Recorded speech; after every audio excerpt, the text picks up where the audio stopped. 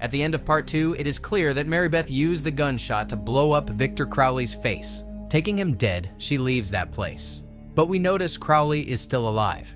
He takes another step, and Mary Beth also discovers the 2 lifeless bodies of their fellow hunters, whom Crowley had mutilated with chainsaw mercilessly. Suddenly, Mary Beth hears the voice of Victor Crowley, and she immediately pulls the starter rope of Chainsaw. Chainsaw is started, but she is caught by Victor Crowley, and he dangles her in the air. Mary Beth thrusts her hand into his face because Victor Crowley's face was badly wounded. As a result, Victor Crowley leaves her feeling pain. He falls on the chainsaw, which was started by Mary Beth. Chainsaw cuts him, detaching his body into 2 parts. Then Mary Beth leaves, taking some parts of heads. She had acted as such so that Victor Crowley may not retake birth again. And walking, she moves into the city from Swamp. Coming into the city, she proceeds to the police station at first. Finding her full of blood and holding a skull in one hand and shotgun in other hand, all are afraid there. She is arrested by the police, but she is not in such condition to reveal anything. She just says that everyone is dead in Swamp. Hearing it, a police officer dispatches his police force in the town. After cleaning Mary Beth, they come to know that all blood on her was not her own. Her body had minor scratches. There was not a critical wound. Sheriff inquires her. She exposes everything which had been happening with her for the last 2 days. Sheriff was unable to pick the point that she has survived receiving minor scratches and come here while all others are dead. And he was calling pointless of his Victor Crowley story because he was taking her as a killer. At the same time, a police officer in the force contacts Sheriff through the radio. He tells that Swamp is in very bad condition and people are ended mercilessly. And dead bodies' condition is worst seeing. Police officers are vomiting after seeing them. Sheriff immediately leaves to Swamp after assigning the duty to Deputy Winslow as an in-charge. Then Sheriff's ex-wife Amanda shows up. She was a journalist who was intrigued by Victor Crowley. She has been researching him for a long time. Convincing Deputy Winslow, she investigates and inquires of Mary Beth, but Mary Beth was not willing to reveal anything. Then Amanda tells her that she will be executed in the matter of numerous murders. She lures her that she only can save her. At last, Mary Beth tells everything which happened with her.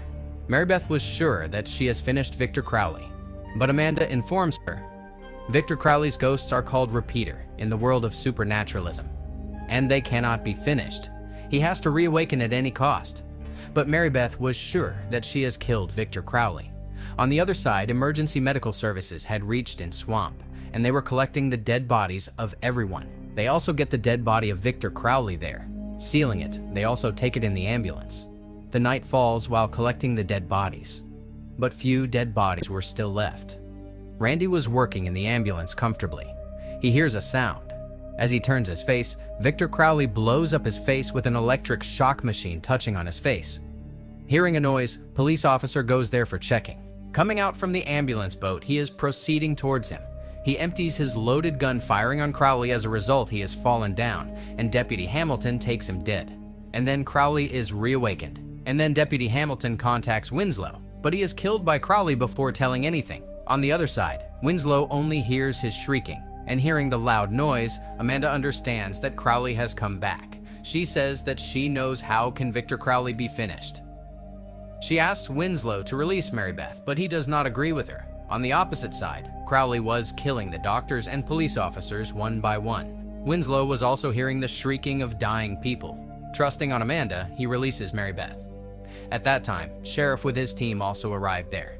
And then SWAT team also reaches there, and the hold of operation is taken by its in-charge Tyler. Contrarily, Amanda with Mary Beth and Winslow was going to meet a person who was only a relative of Thomas Crowley. And he had his ash. Amanda plans as Crowley is searching his father, and if Mary Beth gives his father's ash to him, then he may return back. But Mary Beth does consent for this plan. Amanda asks Thomas's ash from that man, but he was not ready to hand over ash at any cost. Finding no way, Amanda points Winslow's gun on that person. Taking ash from him, she flees from there. On the other side, the whole team was investigating that place in the forest. They find dead bodies everywhere. Pursuing them, their own condition is turned into the worst because of their worst condition. Then someone appears from bushes. But he was not Victor Crowley, but Andrew, who survived luckily. He says, Victor Crowley has finished everyone, and they must leave, saving their lives.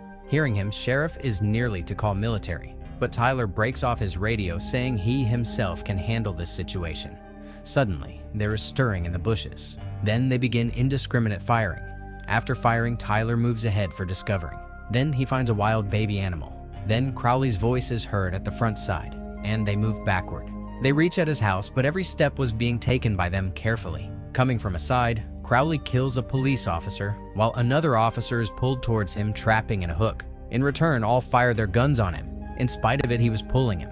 Moving ahead, Sheriff cuts off his rope and tries to rescue him, but putting his hand into his mouth, Crowley drags him inside. And moving backward, they again start firing. Tyler orders to surround him. Crowley starts killing one by one as they part from one another. Many officers begin to beat after catching him, but he pushes back everyone with the sudden jerk. No one was able to throw his hat in the ring, and he was ending everyone one by one.